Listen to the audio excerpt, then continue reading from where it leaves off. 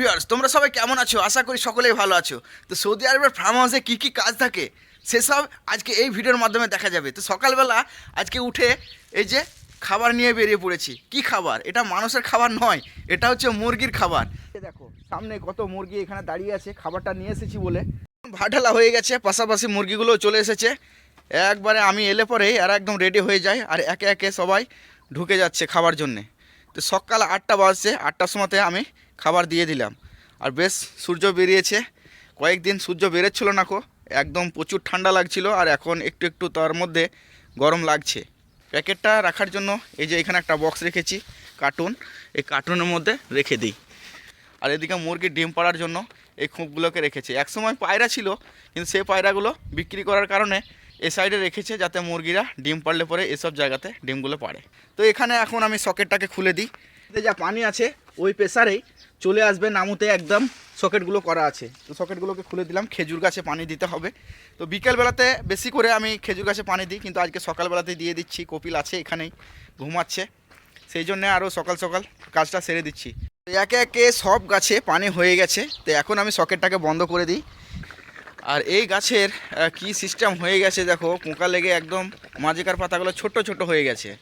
তো এখানে বেশিরভাগ গাছেই পোকা লেগে যায়, কেন কে জানে। যত খেজুর মিষ্টি তত গাছে পোকা লাগে। দেখতে দেখতে বেজে গেল 9:30। তো এখন নাস্তা করতে যাচ্ছি। এই নাস্তাতে কি কি আছে দেখে নিই একবার। এই যে ঝিঙে রান্না।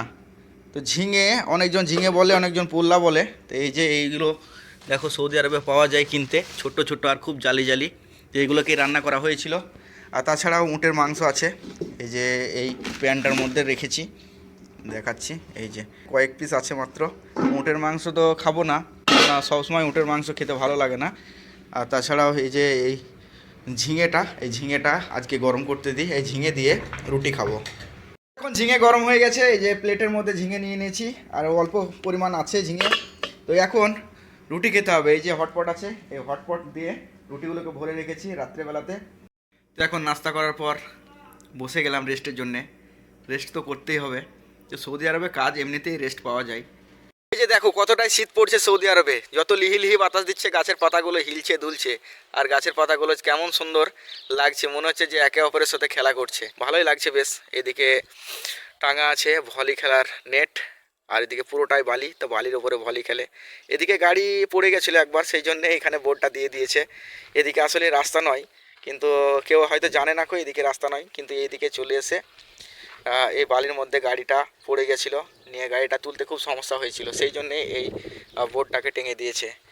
এই যে বন্ধুরা এখন লেগে পড়েছি রান্নার কাজে। প্রেসার কুকারে দিয়েছি ডাল সিজতে, এদিকে মশলা কষার জন্য পেঁয়াজটা দিয়েছি।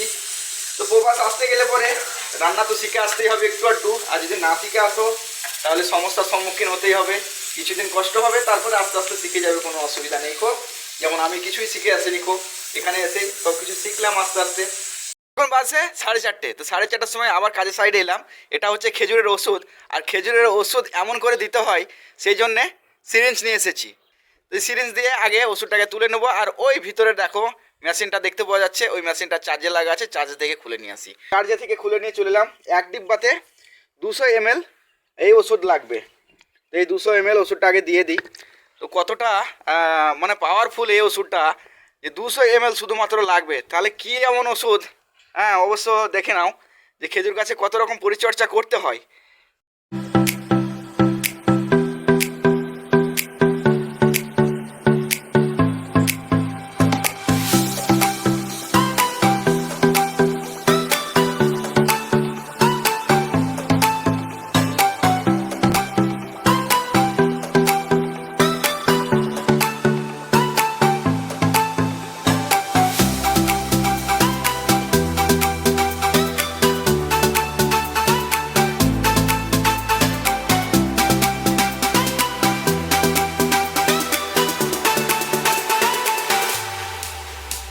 বন্ধুরা এই ছিল সারাদিনের কাজের হিসাব।